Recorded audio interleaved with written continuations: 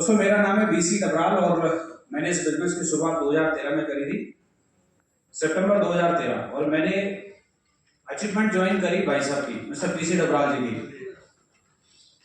ये स्टेज एक इतना बेहतरीन मौका है ना कि जहां आदमी घर में किसी को ताने नहीं दे सकता, स्टेज पर बोल देता है चुपचाप और पता भी नहीं चलता किसी को।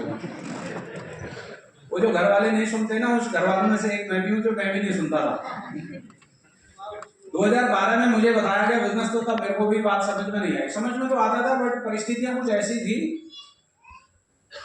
कि कर नहीं पाया। और परिस्थितियों के पीछे कोई और नहीं, मेरी बीवी थी। मेरी बीवी ने बोला खबरदार भाई कुछ कर लिया ऐसा वाला, तो कि बोले इस तरीके के काम में कुछ होता नहीं है।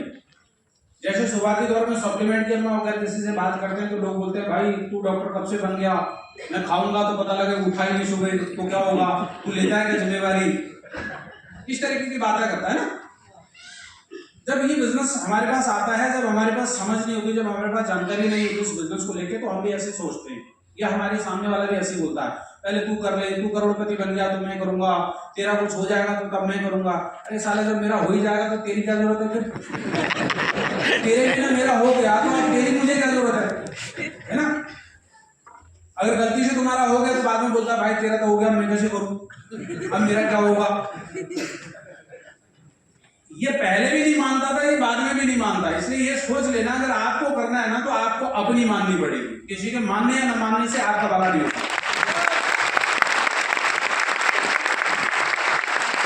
ये बात मुझे 2013 में समझ आई कि यार मुझे भी कर लेना चाहिए। अब बहुत हो गया बीवी का विरोध, कभी कभी बीवी की सुननी चाहिए, लेकिन अगर आपको बात समझ में आ जाए कि यार इसकी ना सुनने से जो भला हो सकता है तो उस समय विरोध को उतर जाना चाहिए।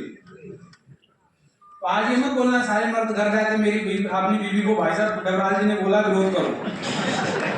अगली बार गलती से मैडम यहाँ दिख गई, मेरा गला पकड़ लिया किसी ने, तो लफड़ा हो जाएगा। विरोध करना किस चीज का, अगर आपको बात समझ में आ जाती है, क्योंकि आपने ये प्रोग्राम अटेंड करा, आपने ये सीएनटी देखी, आपने प्रोडक्ट की जानकारी ली, आपकी वाइफ ने नहीं ले रखी है।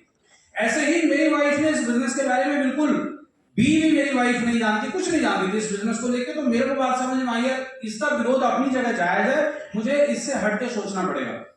और मैंने मेरी वाइफ को कैसे कन्विंस करा कि मुझे सिर्फ 6 महीने दे दे। अब 6 महीने में क्या हुआ, कुछ भी नहीं। पहले महीने में 1240 रुपए आए, सेकंड मंथ में मैं ब्रॉन्ज क्वालिफाई हो गया, मेरे 6,500 रुपए आए, 6500 रुपए की इनकम आई। जनवरी तक मेरी इनकम ठीक ठाक थी, फरवरी में मेरा नीलबटा सन्नाटा। क्यों? क्योंकि जनवरी में मैंने एक प्रोग्राम अटेंड कर लिया और वो प्रोग्राम देख के मुझे बात समझ में आ गई, तो यार मैं तो सब जानता हूँ, ये प्रोग्राम में जो मुझे बताया है वो तो मैं सब जानता हूँ, मैं तो सब सीख जाऊं। तो उसके बाद मैंने अपलाइन का संपर्क बंद। जब अपलाइन से दूर होते हैं, कनेक्ट नहीं होते, कट जाते हैं, जब हमको ये लगने लगता है कि मैं सब समझता हूँ, उसके बाद शुरू होती है कहानी एक्चुअल। 3, 4, 5, 6 महीने मेरे पास टोटल इनकम रही 5,000 रुपए और मेरे पैरों तले जमीन खिसक गई। बीबी ने बोला 6 महीने पूरे हो गए, आप बताओ। मैंने 6 महीने और दे दे। भाई साहब के पास गया, तुमने तो बोला था हो जाएगा, भाई क्या हुआ? बोले 6 महीने से तू गायब है, अपलाइन के संपर्क में नहीं है, मुझे तूने पूछा नहीं कि क्या होगा कैसे होगा। तो मैंने आप बताओ क्या करना है? बोले जैसा मैं बोलता हूँ वैसा करता चला जा। आप सबके लिए बता रहा हूँ कि मुझे क्या बताया था और मैंने क्या करा, बता दूं? यस। मुझे बोला कुछ मत कर, तू जितने तूने लोग ज्वाइन करा रखे हैं पिछले 5-6 महीने के अंदर में, उन सबके घर जाके वापस बैठना शुरू कर दे, एक कप चाय पीना शुरू कर दे और पूरे दिन के 5 कप चाय पिए बिना घर मत आना। बोले जी 5 कप चाय पिएगा तो कुछ तो जाके बोलेगा उनके पास बैठे के, ऐसे तो चाय मिलती नहीं, आधा घंटा 1 घंटा बैठेगा, कुछ तो बोलेगा, कुछ तू बोलेगा, कुछ वो बोलेंगे, कहीं ना कहीं बिजनेस करने की बात समझ में आ जाएगी। और मैंने वही करा, मेरा चेक 17,000 रुपए का था उस महीने का।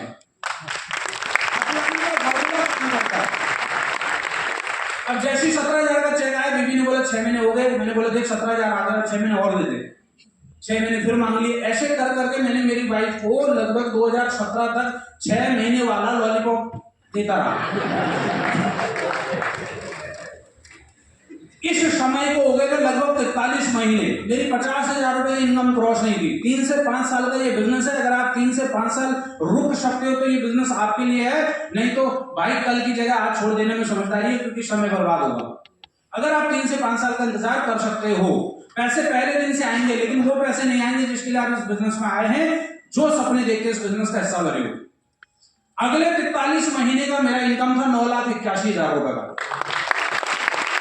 टोटल 10 साल हो गए, 10 साल के अंदर में लगभग 5 करोड़ रुपए की तो एसेट्स है मेरे पास, जिनको आप एसेट्स बोलते हैं, लायबिलिटी नहीं, एसेट्स हैं। कितने रुपए आए रुपए का कैलकुलेशन लगाया नहीं, क्योंकि जो जोड़ पाया, जो प्रॉपर्टी परचेज कर पाया, मैं वो बता रहा हूं आपको। इसके अलावा फॉरेन टूर है, 7 फॉरेन टूर है, मेरे पास एक कार है, पिछले 2017 से मैं कार ड्राइव कर रहा हूं, घर मेरे पास अपना हो गया, जैसे भाई साहब ने बताया। क्या खूबसूरत व्यापार है। अगर हम दोनों भाई एक ही घर में होते ना तो झगड़ रहे होते रोज, क्योंकि ऐसे होता।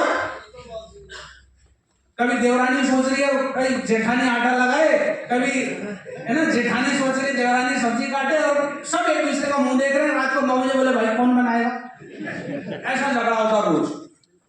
21वें फ्लोर पे भाई साहब रहते हैं, 25वें पे मैं रहता हूँ। पहले ये बोल रहे थे भाई तू छोटा है, तू तो ऊपर तक चढ़ सकता है, तो एक काम कर नीचे वाला मुझे दे दे। जब हमने फ्लोर लिए थे तो तब इनको नहीं पता था कि नीचे रहने का क्या एडवांटेज और ऊपर रहने का क्या एडवांटेज। इनको लगा सब तो ऐसे समझते हैं, बोले भाई साहब पैदल तो नहीं चढ़ना पड़ेगा, अरे 21वें फ्लोर तक लिफ्ट आती है, ये बात ये भूल गए। अब क्या है कि 25वें से क्यों और अच्छा दिखता है शहर का, बोले यार ये तो और अच्छा दिख रहा है यार, तो मैंने गलती कर दी, तू नीचे वाला ले लेता उस दिन तो आज सीन अलग हो गया। क्यों? क्योंकि पल्ले में पैसा है, सब अपना अपना कमा रहे हैं, खा रहे हैं, मौज उड़ा रहे हैं, पूरी तरीके से लाइफ चेंज हो गया।